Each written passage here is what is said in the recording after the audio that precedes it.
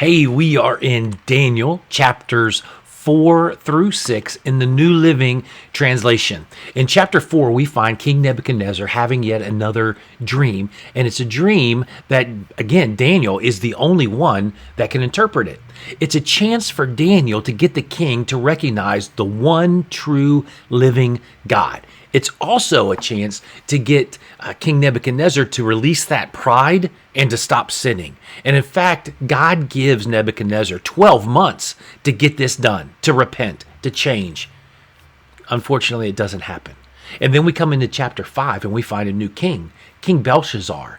Now, who is this guy? Well, here's probably the way that it goes down. Nebuchadnezzar dies after a 43-year reign. His son, evil Merodach, rules for 2 years when he's assassinated by his brother-in-law, Neriglissar. Neriglissar rules for 4 years, and he dies of natural causes. His son, Laborosakad, something like that, is his only child, and his only child has some mental issues, and so he only rules for 9 months when he is beaten to death by a gang of guys who are conspirators who want the throne. Out of this gang, they appoint Nabonidus to be the king. And he is ruling until Cyrus, the Persian, conquers Babylon. Now, where does Belshazzar come through? People think that Nabonidus is off fighting the Medes and the Persians. And while he is away, he has appointed Belshazzar, his son, to be the king. And that's what we see in chapter 5. So let's get into Daniel chapter 4 in the New Living Translation. King Nebuchadnezzar sent this message to the people of every race and nation and language throughout the world. Peace and prosperity to you. I want you all to know about the miraculous signs and wonders the Most High God has performed for me. How great are his signs, how powerful his wonders. His kingdom will last forever, his rule through all generations. I, Nebuchadnezzar, was living in my palace in comfort and prosperity. But one night I had a dream that frightened me. I saw visions that terrified me as I lay in my bed. So I issued an order calling in all the wise men of Babylon so that they could tell me what my dream meant. When all the magicians, enchanters, astrologers, and fortune tellers came in, I told them the dream, but they could not tell me what it meant. At last, Daniel came in before me, and I told him the dream. He was named Belshazzar, after my God, and the spirit of the holy gods is in him. I said to him, Belshazzar, chief of the magicians, I know that the spirit of the holy gods is in you, and that no mystery is too great for you to solve. Now tell me what my dream means. While I was lying in my bed, this is what I dreamed. I saw a large tree in the middle of the earth. The tree grew very tall and strong, reaching high into the heavens for all the world to see. It had fresh green leaves, and it was loaded with fruit for all to eat. Wild animals lived in its shade, and birds nested in its branches. All the world was fed from this tree. Then as I lay there dreaming, I saw a messenger, a holy one, coming down from heaven. The messenger shouted, Cut down the tree and lop off its branches. Shake off its leaves and scatter its fruit. Chase the wild animals from its shade and the birds from its branches. But leave the stump and the roots in the ground, bound with a band of iron and bronze and surrounded by tender grass. Now let him be drenched with the dew of heaven, and let him live with the wild animals among the plants of the field. For 7 periods of time, let him have the mind of a wild animal instead of the mind of a human. For this has been decreed by the messengers. It has commanded by the holy ones, so that everyone may know that the Most High rules over the kingdoms of the world. He gives them to anyone he chooses, even to the lowliest of people. Belshazzar, that was the dream that I, King Nebuchadnezzar, had. Now tell me what it means, for none of the wise men of my kingdom can do so, but you can tell me because the spirit of the holy gods is in you. Upon hearing this, Daniel, also known as Belshazzar, was overcome for a time, frightened by the meaning of the dream. Then the king said to him, Belshazzar, don't be alarmed by the dream and what it means. Belshazzar replied, I wish the events foreshadowed in this dream would happen to your enemies, my lord, and not to you. The tree you saw was growing very tall and strong, reaching high into the heavens for all the world to see. It had fresh green leaves and was loaded with fruit for all to eat. Wild animals lived in its shade, and birds nested in its branches. That tree, your majesty, is you. For you have grown strong and great. Your greatness reaches up to heaven, and your rule to the ends of the earth. Then you saw a messenger, a holy one, coming down from the heaven and saying, Cut down the tree and destroy it, but leave the stump and the roots in the ground, bound with a band of iron and bronze and surrounded by tender grass. Let him be drenched with the dew of heaven. Let him live with the animals of the field for the 7 periods of time. This is what the dream means, your majesty, and what the Most High has declared will happen to my lord, the king. You will be driven from human society, and you will live in the fields with the wild animals. You will eat grass like a cow, and you will be drenched with the dew of heaven. 7 periods of time will pass while you live this way, until you learn that the Most High rules over the kingdoms of the world and gives them to anyone he chooses. But the stump and roots of the tree were left in the ground. This means that you will receive your kingdom back again when you have learned that heaven rules. King Nebuchadnezzar, please accept my advice. Stop sinning and do what is right. Break from your wicked past and be merciful to the poor. Perhaps then you will continue to prosper.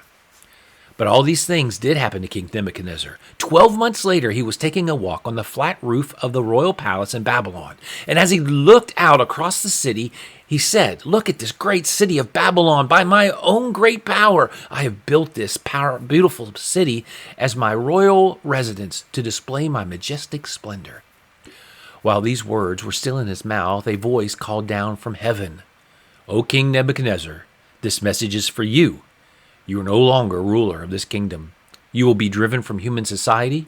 You will live in the fields with the wild animals, and you will eat grass like a cow. 7 periods of time will pass while you live this way until you learn that the Most High rules over the kingdoms of the world and gives them to anyone he chooses.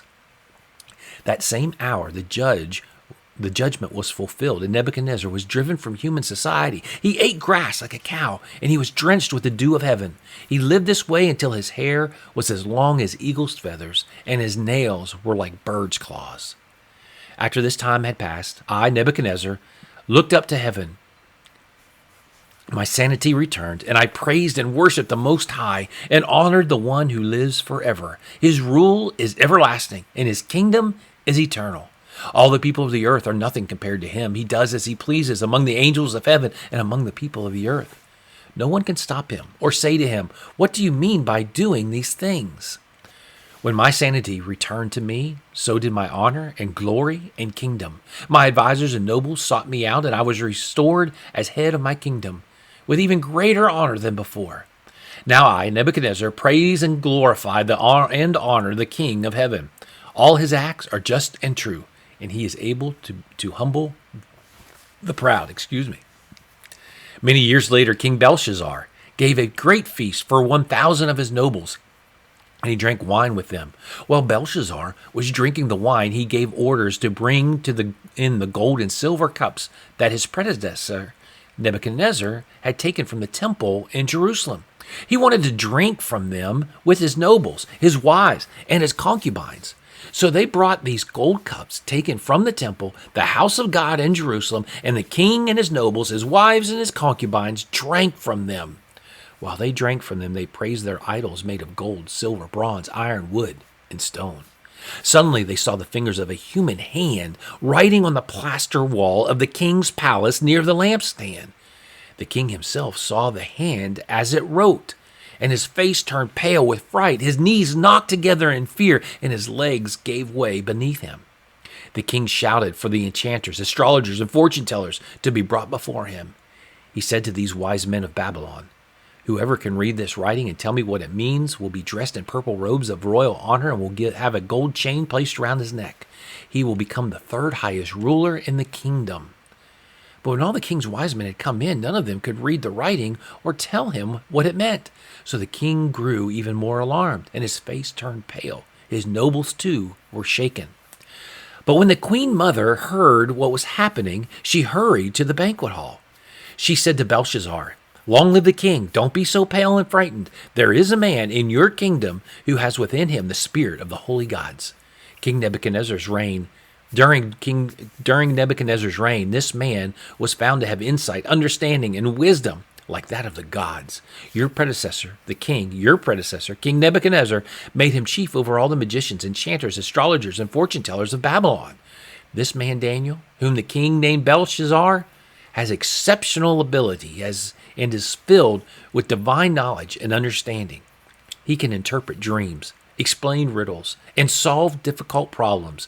Call for Daniel, and he will tell you what the writing means. So Daniel was brought in before the king. The king asked him, "Are you Daniel, one of the exiles brought from Judah by my predecessor, King Nebuchadnezzar? I have heard that you have the spirit of the gods within you and that you are filled with insight, understanding, and wisdom.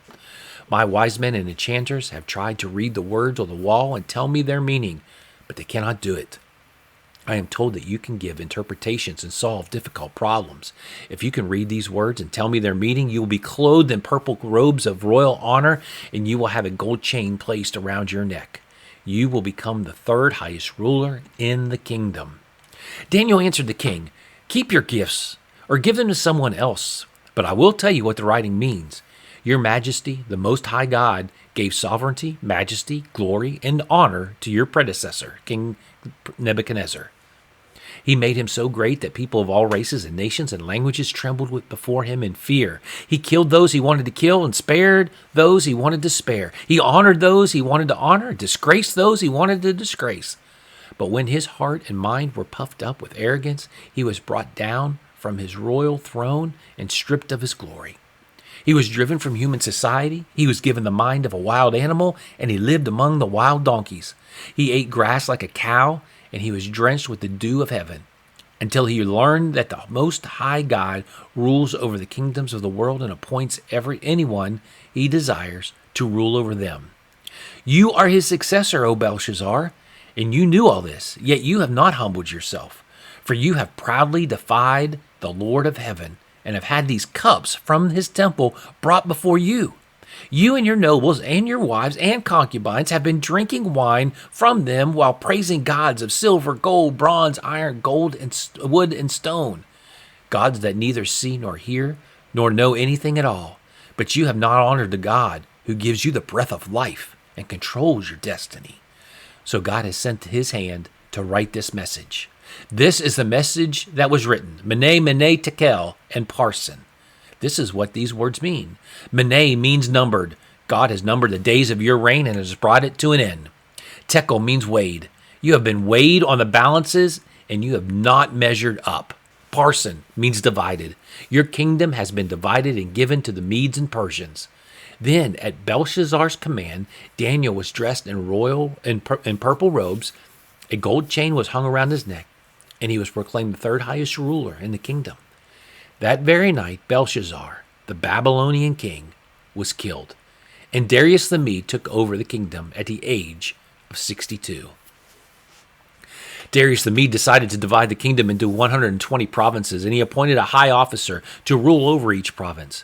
The king also chose Daniel and 2 others as administrators to supervise the high officers and protect the king's interests. Daniel soon proved himself more capable than all the other administrators and high officers.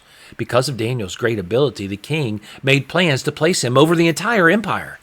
Then the other administrators and high officers began searching for some fault in the way Daniel was handling government affairs, but they couldn't find anything to criticize or condemn. He was faithful, always responsible, completely trustworthy.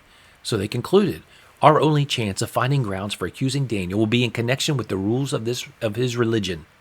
So the administrators and high officers went to the king and said, "Long live King Darius. We are all in agreement, we administrators, officials, high officers, advisors, and governors, that the king should make a law that will be strictly enforced. Give orders that for the next 30 days, any person who prays to anyone, divine or human, except to you, your majesty, will be thrown into the den of lions. And now, your majesty, issue and sign this law, so it cannot be changed, an official law of the Medes and Persians that cannot be revoked." So King Darius signed the law. But when Daniel learned that the law had been signed, he went home and knelt down as usual in his upstairs room with its windows open towards Jerusalem. He prayed 3 times a day, just as he had always done, giving thanks to his God. Then the officials went together to Daniel's house and found him praying and asking God for help. So they went straight to the king and reminded him about his law. Did you not sign a law that for the next 30 days any person who prays to anyone, divine or human, except to you, your majesty, will be thrown into the den of lions? Yes, the king replied, that decision stands. It is an official law of the Medes and Persians that cannot be revoked. Then they told the king, that man Daniel, one of the captives from Judah, is ignoring you and your law. He still prays to his God 3 times a day. Hearing this, the king was deeply troubled, and he tried to think of a way to save Daniel. He spent the rest of the day looking for a way to get Daniel out of this predicament. In the evening, the men went together to the king and said, Your Majesty, you know that according to the law of the Medes and Persians, no law that the king signs can be changed. So at last the king gave orders for Daniel to be arrested and thrown into the den of lions. The king said to him, May your God, whom you serve so faithfully, rescue you. A stone was brought and placed over the mouth of the den. The king sealed the stone with his own royal seal and the seals of his nobles, so that no one could rescue Daniel. Then the king returned to his palace and spent the night fasting. He refused his usual entertainment and couldn't sleep at all that night. Very early the next morning, the king got up and hurried to the lion's den. When he got there, he called out in anguish, Daniel, servant of the living God, was your God, whom you serve so faithfully, able to rescue you from the lions? Daniel answered, Long live the king. May my God send his angel to shut the lions' mouths so that they would not hurt me, for I have been found innocent in his sight, and I have not wronged you, your majesty. The king was overjoyed and ordered that Daniel be lifted from the den. Not a scratch was found on him, for he had trusted in his God. Then the king gave orders to arrest the men who had maliciously accused Daniel. He had them thrown into the lion's den along with their wives and their children. The lions leaped on them and tore them apart before they even hit the floor of the den. Then King Darius sent this message to the people of every race and nation and language throughout the world. Peace and prosperity to you. I decree that everyone throughout my kingdom should tremble with fear before the God of Daniel, for he is the living God, and he will endure forever. His kingdom will never be destroyed, and his rule will never end. He rescues and saves his people. He performs miraculous signs and wonders in the heavens and on earth. He has rescued Daniel from the power of the lions. So Daniel prospered during the reign of Darius and the reign of Cyrus the Persian.